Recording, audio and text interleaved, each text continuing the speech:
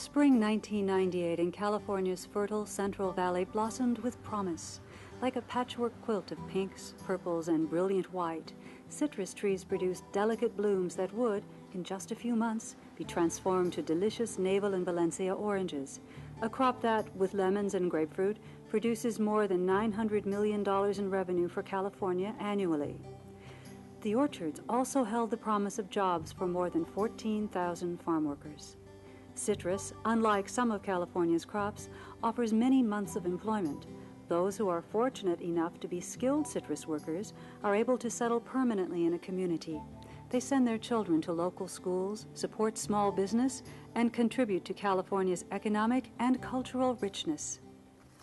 But that year, the promise of the blossoms was not fulfilled. In December, a devastating freeze just days before Christmas hit California, plunging temperatures deep into the low 20s. Growers employed every method they could to minimize the damage, but nature prevailed. The crop of navel oranges in the Central Valley was almost completely destroyed. Growers estimated only 10 to 15% could be salvaged. The fate of the later developing Valencias proved to bear the same bad news. Some areas on the California coast also suffered losses. In February, President Clinton declared 6 counties disaster areas and federal assistance became available. Within weeks, 3 more counties had been added to the list. Fresno, Tulare, Kern, and Madera counties took the hardest blows. Families were thrown into financial and personal turmoil. The citrus industry itself was hit hard. Packing house crews were laid off. An entire season left out in the cold. Well, in the latter part of December, we hit temperatures in the low 20s, which damaged our huge billion-dollar crop. And it's affected the entire industry, both from the employment standpoint, from the consumer standpoint, because we're unable to supply the demand of California navels that we normally would for this time of year.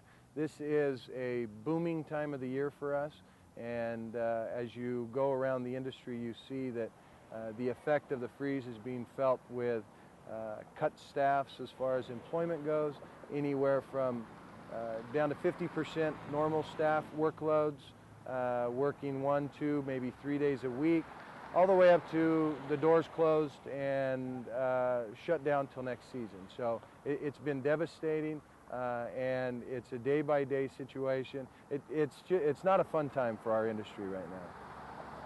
The effect on the unemployment rate is devastating. It's huge. And the tragedy spilled out into the streets of Central Valley towns.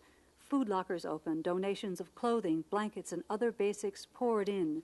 Volunteers rallied, but still, as the weeks wore on, families were unable to pay utility bills or housing costs. Orange Cove, where more than 90% of the population is involved in farm work, was particularly hit hard. They're anxious to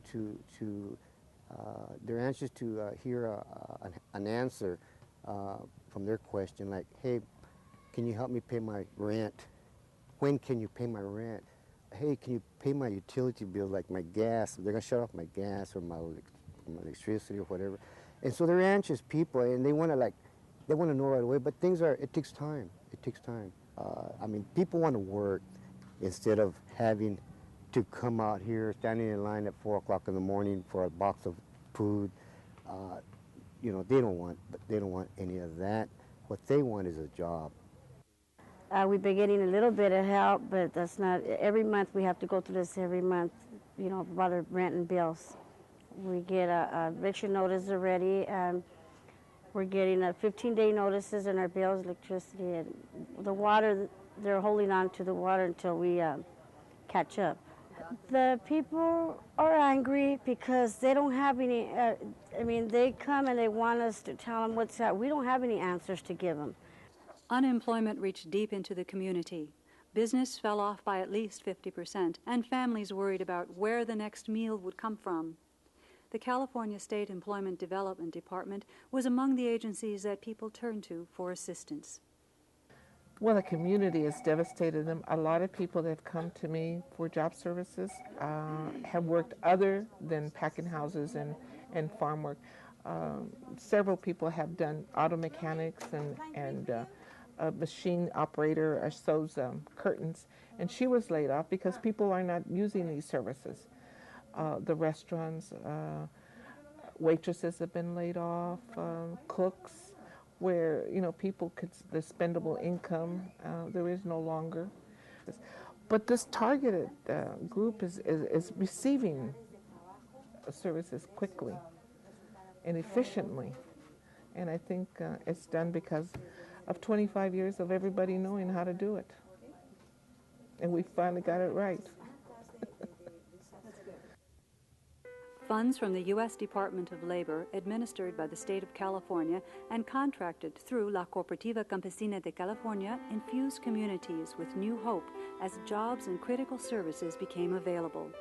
Workers who found themselves idle during what should have been the busiest time of the year found jobs in important public service projects. Families who needed help with basic necessities such as paying utility bills, catching up on rent, getting vouchers for food or clothing, found resources at 17 local disaster service centers. Crews of farm workers were employed on projects that helped communities. They performed important tasks that small towns and cities could not afford to do. Their labor contributed to the improvement of the entire community and lifted their families from destitution. They painted and improved public housing, put a new face on the historic Sunset Labor Camp, worked at senior centers, hospitals, and parks. They worked behind computers at agencies, helping other farm workers displaced by the freeze disaster. Meanwhile, the few citrus workers left in the fields stripped trees of damaged fruit and trusted the coming December would bring a gentle winter, one that would produce fruit and work and dignity. The disaster had done in excess of $659 million in damage to California's navel, Valencia, and orange crop. The freeze disaster was unlike others to hit the state. There was little graphic evidence of tragedy, no flooded homes or eroding riverbanks, no bridges washed out or buildings toppled. This was a silent, almost invisible tragedy. Video pictures on the 6 o'clock news could not illustrate the depth of this disaster. Nonetheless, it got immediate attention in Washington, D.C. and Sacramento. Lieutenant Governor Cruz Bustamante made several trips to the Central Valley and extended the helping hand of state government and the people of California. State legislators also stepped up and passed measures that made it possible for citrus workers to receive additional help. They recognized the crisis would last nearly a year until the new season began in late November. And Governor Gray Davis took a personal interest. His quick response to the needs of farm workers and their families put critical assistance out in the fields in an unprecedented period.